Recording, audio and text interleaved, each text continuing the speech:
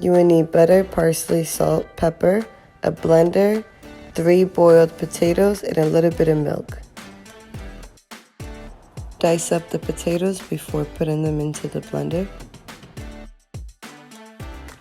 As you add in your potatoes, layer it with some butter.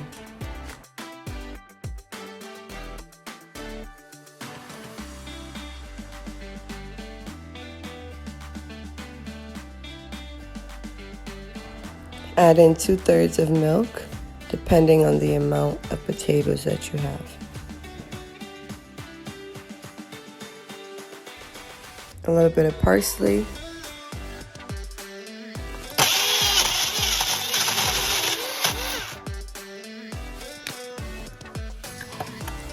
Shake it as you blend it, and if it's too thick, add a little bit of more milk.